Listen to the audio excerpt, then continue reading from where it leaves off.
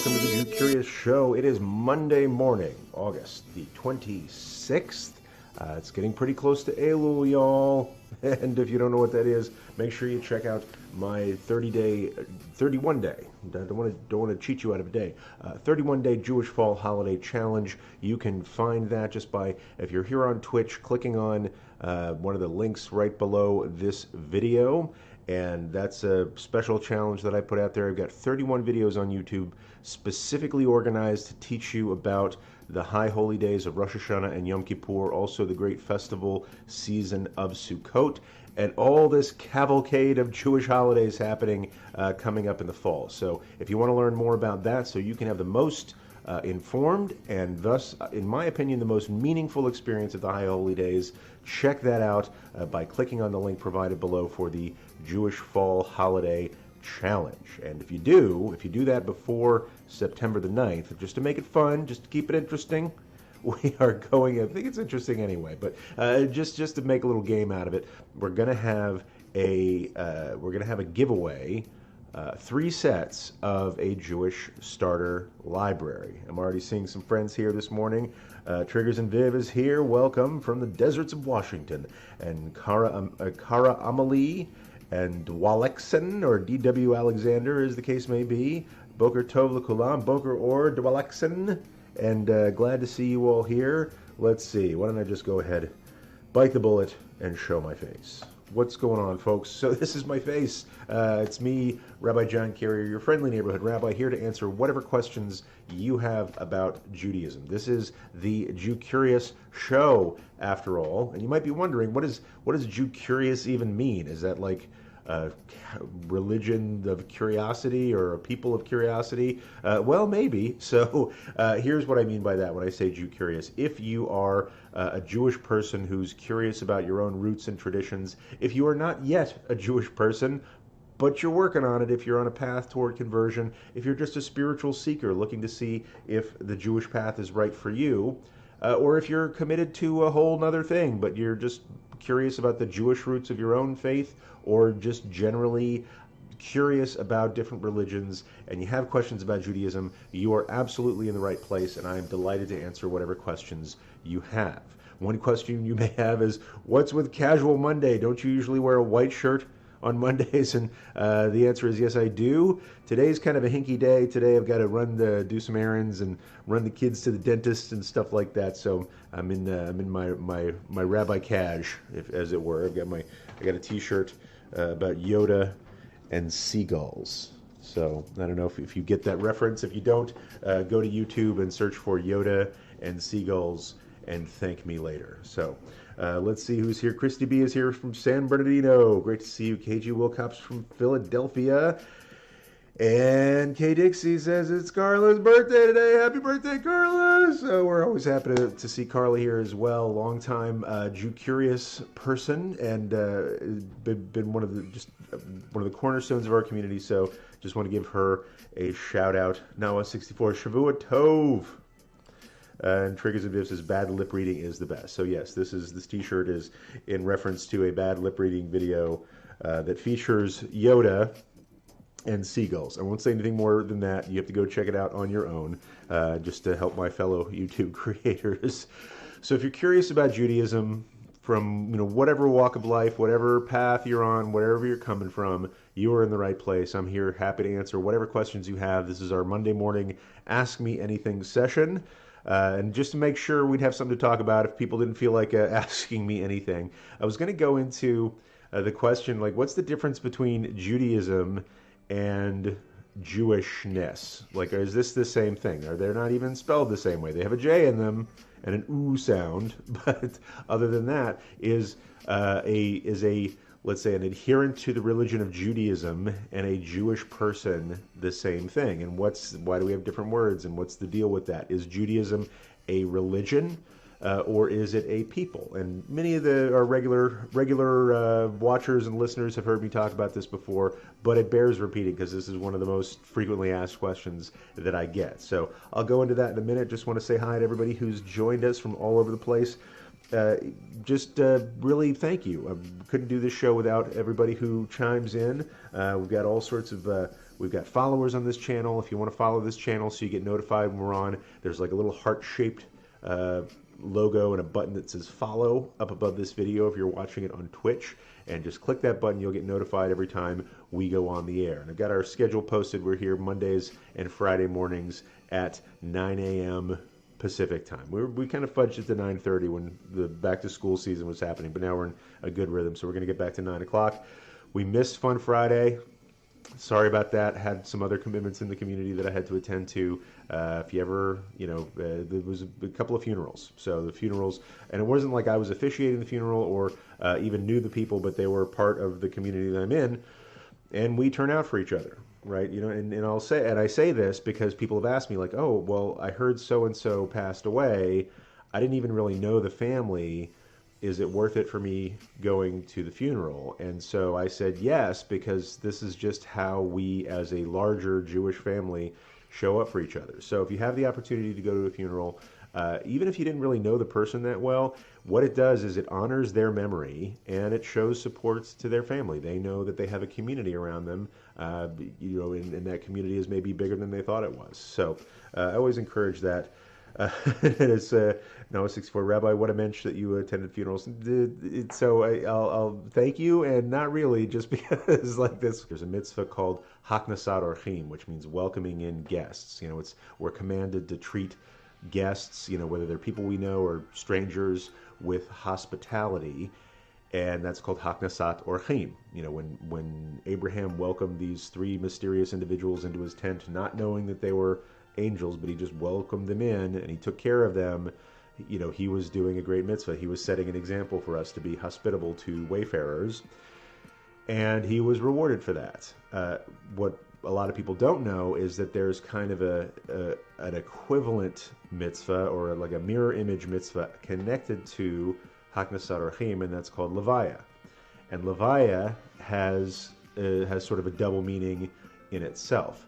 Part of the mitzvah of welcoming people in is the mitzvah of seeing people off. So when you have guests in your home, it's considered de rigueur, if I can indulge in speaking Italian for a second, to see them off. Like when your guests are leaving, you don't just like, all right, bye, peace, good luck finding the door. Don't let it hit you where Hashem split you. No, you don't just kick people out of your house, or you don't let people go on their way. You're supposed to see them to the door. And sometimes, I live in an apartment building where, there's my door, then there's the unit door, and then I'll walk them all the way out to the sidewalk, and if, depending on how shady the neighborhood feels that night, maybe I'll walk them to their car or just see them off. And so you're supposed to see people off with as much honor and dignity as you bring people in. The other meaning of this word levaya is sometimes it's the word we use for a funeral, right? It's considered a mitzvah to see people off from this world into the next. And so we turn out for each other on funerals in really honorable ways. So I see Halliruns 60,000. That's a lot of zeros. Hi. Just putting in a YouTube link. Let's go to that and see what that's all about. Just to make sure it's a good one. YouTube isn't available. I don't know if somebody wants to check out that link and praise it if it's praiseworthy and flag it if it's flagworthy. So okay, we'll check that out later. Let's see. Getting the shalom from everybody. Neshama says howdy. K Dixie says support these podcasts by becoming a subscriber. So not only can you follow this channel, but you can subscribe. There's a couple of different ways you can help keep us doing what we're doing. One is you can subscribe to this channel, and if you do, it's like $4.99 a month or something like that. It's like $5 a month. I lose $5 a month in the dryer probably, and that's my own kind of laziness, I guess. But it's like $5 a month, and what that means is when you come to this channel, you won't see any advertisements on this channel. It's like you're upgrading to HBO for this show. Sometimes if you're disconnecting from the wild blue yonder, you'll see an advertisement pre-roll before you get into the chat, before you get into the video. If you're a subscriber, you can just bypass that. It's like going right up to the front of the line. Bouncer takes you past the red velvet rope, and you're like in the VIP club. So That's what you get for subscribing. You can also just cheer us on. There's a way on Twitch where you can purchase bits, and when we do something cool, or if you like an answer that I give, or on Fun Fridays, if I do a special secret combo move in Mario Odyssey, you're like, oh, good job, John, here's some bits. And what that does, it helps us keep this channel on the air. So check that out. One other way that you can connect that I'll recommend is we have something called the Jew Curious School, and there's a link to that below if you're watching on Twitch in the little panel below the video. If you join us at the Jew Curious School, what that is, it's a membership-based school. So it's just, there's a tuition involved just to help us with production costs and keep it on the air and all the video technical editing and stuff that goes into that.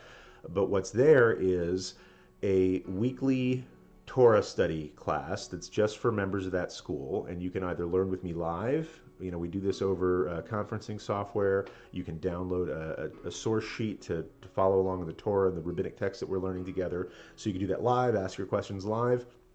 Or we also record all those, so if you can't be there when we're doing it live, you can always watch it later and still ask questions about it or share your comments about it. We have a great community forum section for discussions. We also have some in-depth courses.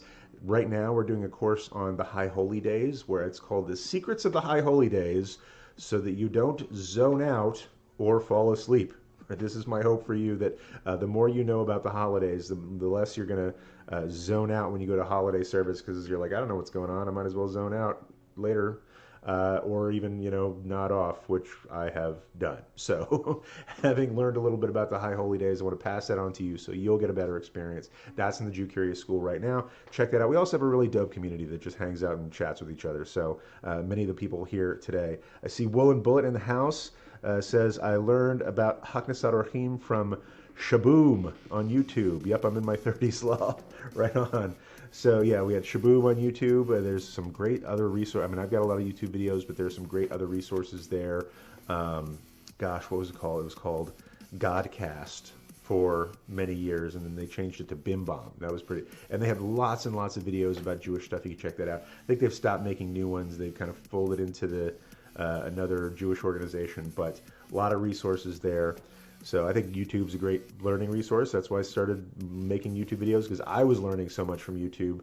Everything from, deep Jewish mysticism to like how to install a new washer in the dryer, just like home improvement stuff, how to make YouTube videos, how to set up a Twitch channel. I learned that from YouTube. So lots of great learning resources there. Really glad to see everybody here today. We got 20-some people in the audience. That's a pretty good number for us.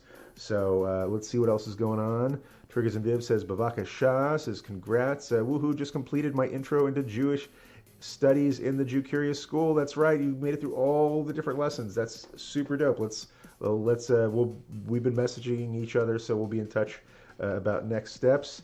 So Kay Dixie says, heartfelt congratulations are in order. So, of course, we've got some great people in this community. You're seeing them now. I want to get into, let's see, Michael Pacheco has a good question. I'm going to scroll up. I'll say, if you have a question for me, make sure you put question marks around it, just like Michael Pacheco did. Question, can individuals say slichot, or do you need a minyan? So slichot is something that's coming up soon in the month of Elul. There are different communities practice this different way, but the month of Elul, it's a month in the Hebrew calendar. It's the month immediately preceding the month of Tishrei, which is where Rosh Hashanah and Yom Kippur are. But that previous month, that month leading up to Rosh Hashanah, so Rosh Hashanah and Yom Kippur, respectively, are times of sort of judgment and atonement, and it's a time of year where we sort of make up for the things that we've maybe have regrets about. We plot a course for a better year in the future. And part of Elul is, and I go deep into this in our course in the Jew Curious School, part of Elul is this custom of slichot. And slichot means like supplications or sorries or something like that. It is a sort of series of prayers and psalms and poems and things where we just reflect on the things that we need to make up for, right? The transgressions or ways that we hurt people in our lives that we need to make up for, ways that maybe we're a little bit more distant from God than we want to be. And these are a series of prayers. And in the Sephardic community, these are said every day in the month of Elul. In the Ashkenazi communities, these are more communities sourced from, northern and eastern and western Europe. Slichot begins this year begins about 8 or 10 days before Rosh Hashanah. Some days it just begins a few days before Rosh Hashanah, and from that point you say those every day as a part of services.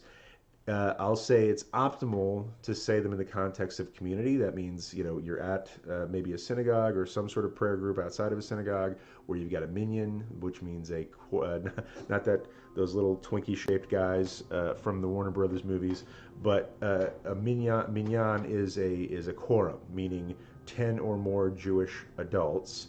So being in a community is the optimal way to pray in Judaism, and there are certain prayers that we don't say in public unless we have 10 people. But Slichot and any other prayer you can say, privately without a minyan. Things like the Kaddish Tome, the Mourner's Kaddish, we really strongly encourage people to be in a minyan. But if you don't have access to that, like God forbid you're on a desert island somewhere and they're like you can't pray. All the more so, if you're on a desert island, you should be praying all the time because that's a very precarious situation, and it's also a good way to pass the time. So, whatever prayer you want to say, you pray when you want to say it, whether there's just you or a bunch of people there. But I would encourage you, if you have a mind to say Slichot, all of these prayers, I think, become more powerful when you have the context of community around you, and everybody could be praying, themselves. But there's something about that private moment, sort of in formation with other people having private moments. So, Michael, can you say Slichot by yourself? You can. If it's at all possible to get into a community where you can say it with them, I think that's much, much better. But don't feel like you're losing something if it's just not a possibility for you. This isn't a religion that's supposed to make us saints. It's supposed to actually make us better humans. As Rabbi Irving Greenberg says, the point of Judaism and Jewish practice isn't to make you a better Jew. The point of Jewish practice is to make you a better human being, to make you a kinder, more just, more compassionate person in the world. So don't feel like you're not good enough or you don't have the right situation to get started and try these things. If you have to say it alone, say it alone. If you can say it with a community, make effort to say it with a community, and it's sort of a bonus. It's like an upgrade, and the rest of the community will appreciate your showing up as well. So thank you guys for giving these great questions. I want to jump into this topic because pretty soon I have to go. Today has to be a short session because I have dentist appointments to attend to. So real quick, I want to talk about the difference between Judaism and Jewishness, or is there really a difference? And I've shared this before. I had a great conversation about a year ago this time with, maybe a little more than a year ago, with Rabbi Adam Greenwald, framing it a little bit differently. People often ask him, and they ask me, but probably him more because he runs probably the biggest Intro to Judaism program in the world. Is Judaism a religion or is it a people? And his answer to that is, and I love this answer, and it's now my answer to this, as I learned from him, Judaism is like a family, right? And so there's, Jewishness might be distinct from Judaism. You can think of Judaism as the sort of family religion of the Jewish people, right? And so Judaism is kind of the tenets, the common beliefs, common customs and traditions and rituals that are observed by the Jewish family, right? And there could be people who are, let's say, genetically Jewish who then drift off into other religions, but they're still, if they're born Jewish, they're considered Jewish. And so I saw some post recently on Twitter, somebody claiming to be a Jewish Christian, and I guess that's a person who was born Jewish but then ascribed to Christianity. That person's no longer following Judaism as a religion, they're following Christianity as a religion, but they're still part of the Jewish family. They're just sort of considered, an apostate from the religion, right? And so, you can be Jewish without doing all the things that Judaism would ask of you. can you do all the things of the Jewish religion without being a part of the family? And I think it's less of a two-way street on that one. To really follow the Jewish religion, it's important to be a part of the Jewish family, or rather, let's say within the Jewish religion, there are certain rights and privileges, like leading prayer, like teaching Torah in public, like counting in that prayer quorum we were talking about. You really have to be a committed part of the family to do those things in the religion in public. I want to make it clear to people, because some people are still fuzzy on this, because I encounter them all the time.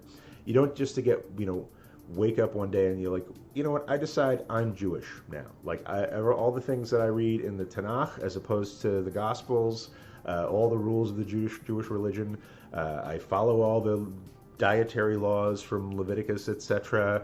I pray 3 times a day out of a Jewish prayer book, and I've just decided that I'm Jewish. And if you want to do that, go ahead and do that, but I have to caution you, you can't expect that other people who are Jewish will accept that or accept you as a Jewish person with all the rights and responsibilities and privileges thereof.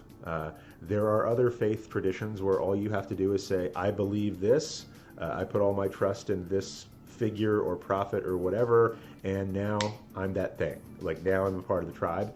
That works in other groups, doesn't really work that way in traditional Judaism. To be considered a Jewish person and to have other people sort of accept that about you, there's a procedure. There's sort of a formal conversion process that requires learning, that requires an interview with a Beit Din, that's a court of 3 rabbis of your community, requires immersion in a mikveh, which has its own kind of rules and regulations to it. And once you're through that part, then that community will accept you as a fellow Jewish person, and you can then lead prayers. You can then, read the Torah in public. You can do all sorts of things that are reserved for Jewish people. But that said, there are some aspects to Jewish people that are, one might say, ethnic, not in the sense of genetic, but ethnic in the sense of these are common customs and dispositions that a particular people or family have. And so there is a peoplehood aspect to it, but it's not exclusively a peoplehood aspect to it. I've had people comment on my YouTube channel like, well, if you're not born Jewish, then that's not really Jewish, right? Or you have to be, even from a particular group, like somebody said to me, is like, you have to be Sephardi or you're not really Jewish. Or you have to be Bukharan or you're not really Jewish, or some kind of nonsense like that. That if you're not genetically a part of the people, you're not a part of the people. And there are Jewish groups that feel like, okay, if you're not born into this, there's really no way to convert to it. And that is like kind of a fringe fundamentalist perspective, but on average, normative Judaism has always had a process for conversion, and we've encouraged conversion. At times we've discouraged conversion. Now we're in a historical cycle where we, let's say, this was true in the time of the Shulchan Aruch as well, and they said things like, when somebody approaches you to convert, you sort of push them away with one hand and bring them in with another hand, right? That's for that person's own safety, both physically and spiritually. I mean, there have been times in our history where if somebody converted to Judaism, they put their life at risk in their former community, and sometimes they put the life of the Jewish community that they were joining at risk. So that's why we're hesitant to say, hey, everybody, come on in, it's fine. Also because there's a lot of rules. There's a lot of responsibilities. If you take on being Jewish, right, you're considered responsible for the mitzvot, right? And that doesn't mean, you have to do all the commandments exactly right to be Jewish. That just means that you are now on the hook for thinking about them. And if there are mitzvot that you choose not to do or you're not ready for, you're still responsible for that decision, which is pretty great when you think about it, because we have free will. This is something we were talking about in Parshat Ekev last week. Everything is in the hands of heaven except the reverence for heaven. Like, you have to choose to add these things to your life. So I hope that clarifies it a little bit. Like, Judaism is, if you will, like the state religion or the family official religion of the Jewish people.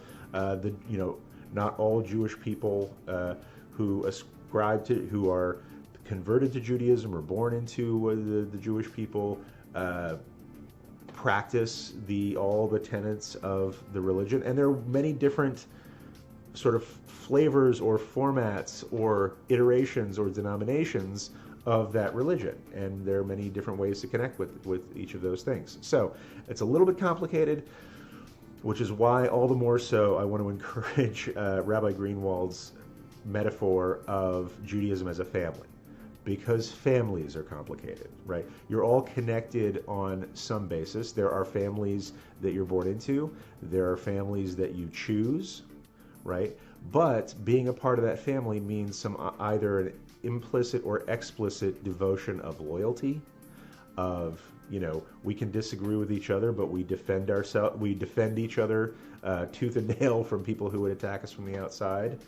And you know, it's like somebody just sort of claiming to be a part of that family without going through sort of a formal get-to-know-you process, like an adoption or a wedding or something like that. It's like they're just walking into your, you know, house, grabbing a beer out of the fridge, putting their feet up on the table and asking you, you know, when you're going to get the pay-per-view for them to watch, right? That's like they're just kind of jumping into the family without having the same kind of responsibilities and commitments. So that's something I wanted to share today. We got Hebrewski has joined us. Let's see. So KG Wilcox says, Hebrewski, I was a practicing Christian even though my mother was Jewish. My mother's mother was Jewish, so I had to convert to be considered a Reformed Jew. And oftentimes, like, if your mother's mother was Jewish, in one sense, you are Jewish, right? In like the halachic technical sense, you are Jewish. However, when somebody, let's say, has been separated from it for a while, it's nice to have sort of, let's say, a recertification, if you will. And oftentimes, even in the Beit Din, we don't even call that a conversion necessarily so much as a reaffirmation of who you at core already are. So with that, I'm sure I got a lot of questions today. I hope I don't know, maybe I didn't get a lot of questions today. I've just been kind of ranting while the chat's been going on. So I'm going to just check on Facebook and YouTube real quick for any questions that I left unanswered there. And then, unfortunately, I got to get going today. Go to the dentist. Let's see. Noah Goldsworthy says, I'm still struggling after my mother's death. How does Judaism see issues post-year of mourning? So if you look on my YouTube channel, there's some, just type in Jewish mourning. If you see a picture of me, I've got a lot of stuff about this, not only on just the particulars of Jewish funeral practices, but also this year of mourning, which I think, from my perspective, Judaism does really, really well. We've had these traditions for, you know, hundreds, if not thousands of years of processing grief and acknowledging grief, and not like, you know, we don't just shut it down. There are some traditions that say, well, they're in a better place, they're in heaven, they're with Jesus, whatever, so you're wrong to suffer because they're actually in a better place now.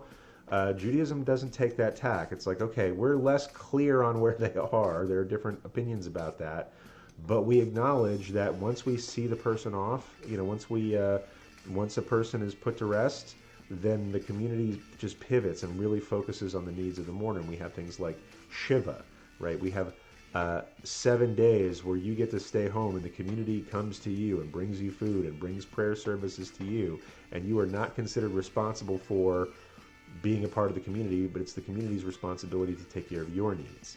And even after that, we have this custom of saying Mourner's Kaddish every day. If it's your parents, if it's one of your parents passes away, God forbid, you say Kaddish every day for 11 months.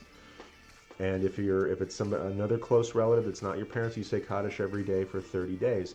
And again, our tradition is to say that Kaddish, that particular prayer, in the context of a minyan, in a community. If you can find 10 people to be with, that's the optimal way to say Kaddish. And as one of my teachers, Rabbi Ed Feinstein, says, this isn't like us giving mourners a job to do, because mourners have it tough as it is. You know, they don't need another responsibility. The reason we ask mourners to say Kaddish is because in that moment where your instinct might be to withdraw from community at a time when you need your community most, we give you an assignment to put yourself into community so that you're not alone.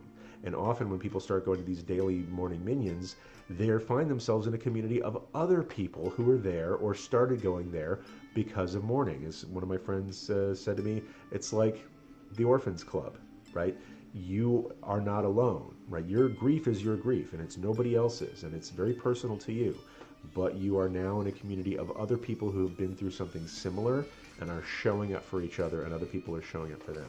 So one thing I highly recommend is this practice of saying Kaddish daily in a minyan if possible, because if nothing else, it's like a, in addition to a great prayer service, it's sort of an informal bereavement group, which many people from a lot of different traditions find very helpful. So that's what I would recommend.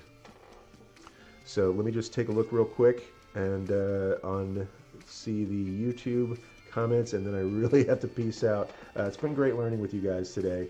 I hope you've learned something. I've certainly learned things. Every time I tell you, they say he who teaches learns twice, and I think I could probably say like 5 times personally.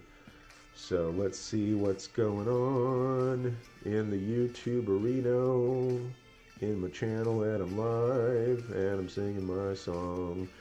Let's see what kind of comments we have. Brandy, of course, says, hello. Budrod2, how y'all? Long time no stream. Daniel says, hello from Russia. Hello, Daniel. And Fernando F., good afternoon from NYC. And everybody, just no questions here, just everybody being really kind to each other from around the world. And I really appreciate this community for that. So with that, say Radio Angel's joining us. Sorry, Radio Angel, we're about to shut down. This is like, normally we'll go for like an hour or two. Today I can't do that. But so stay tuned. This Friday, we will be having Fun Friday at 9 a.m. And the question is, will we continue our Odyssey with Super Mario Odyssey, or might there be another game in the works? There's something I've been looking at that's Legends of Zelda Winds of the Fall or something like that, something very nature-y sounding, or Leaves of Autumn. I forget what it's called, but I'm going to see if I can check that out. So Triggers and Viv says, good luck at the dentist. It's not for me. I'm cool with the dentist. The kids are not always so cool with the dentist, so we'll see how that goes. So thank you, everybody, for being here today, and always a pleasure learning with you. Make sure, if you're interested, the Jew Curious School, we continue our learning about the High Holy Days this afternoon at 4 p.m. Pacific time, so there's a link below to check that out.